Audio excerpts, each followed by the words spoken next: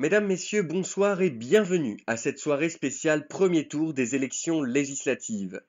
Un mois après l'élection surprise de Marine Le Pen à l'Élysée, les Français étaient de nouveau appelés aux urnes pour choisir leurs futurs députés. Cette campagne était surtout marquée par l'opposition entre patriotes souverainistes d'un côté et Front républicain de l'autre. La grande question est évidemment de savoir ce soir si Marine Le Pen obtiendra une majorité présidentielle ou non. Dans le cas contraire, on pourrait s'avancer vers une cohabitation, voire une majorité relative, difficile pour gouverner. Découvrons maintenant le taux d'abstention qui semble s'élever à 35%. C'est une baisse par rapport à 2012 où il était de 42%, et il faut remonter à 1997 pour voir un taux d'abstention inférieur à celui d'aujourd'hui. La participation va-t-elle jouer en faveur de la présidente de la République? Le décompte est lancé. 10, 9, 8, 7, 6, 5, et selon notre estimation Ipsos TF1, c'est une victoire relative des patriotes. Le Front National et la liste Souveraineté et Tradition feraient jeu égal avec 13% des suffrages. Ils sont suivis de très près par l'Union des démocrates et indépendants avec 12% des voix.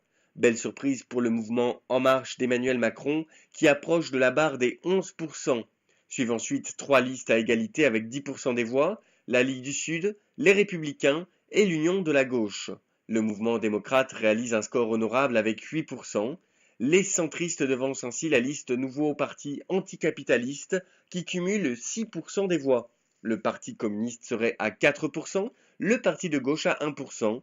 Enfin, divers gauche, divers droite, divers centre, régionalistes et écologistes seraient à moins de 1%. Alors, que retenir au niveau des rapports de force? La gauche serait donc à 21,5%, la droite obtiendrait 22,5%, le centre serait à 20% et les souverainistes à 36%. Ce premier tour semble donc être plutôt favorable à Marine Le Pen, mais attention car aucune majorité claire ne se distingue réellement dans ces résultats. On voit que gauche, droite et centre sont au coude à coude et le second tour sera évidemment décisif.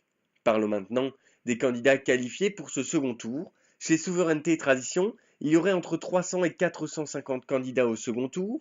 Le Front National pourrait compter sur 200 à 350 candidats, entre 50 et 70 pour l'UDI, 100 à 120 candidats pour En Marche, entre 50 et 70 pour la Ligue du Sud, 40 à 60 pour les Républicains, entre 30 et 50 pour la gauche, 10 à 35 pour le MoDem, entre 5 et 15 pour le NPA, jusqu'à 10 pour le Parti communiste et moins de 5 pour le Parti de gauche. En bref, la victoire de ce premier tour revient clairement aux patriotes. Il pourrait être entre 550 et 870 au second tour. Belle victoire aussi pour le centre, avec de 110 à 155 candidats. Mais une grosse défaite pour la droite et la gauche, de 90 à 130 pour la droite, de 35 à 75 pour la gauche. Voilà pour ces résultats donc du premier tour des élections législatives. Un premier tour qui, on le rappelle, est plutôt favorable aux patriotes et souverainistes, mais rien n'est encore fait et les ralliements de l'entre-deux tours seront décisifs pour dessiner ou non une majorité présidentielle. On se retrouve quant à nous dimanche prochain pour le second tour de ces élections. Merci de nous avoir suivis et bonne soirée sur TF1.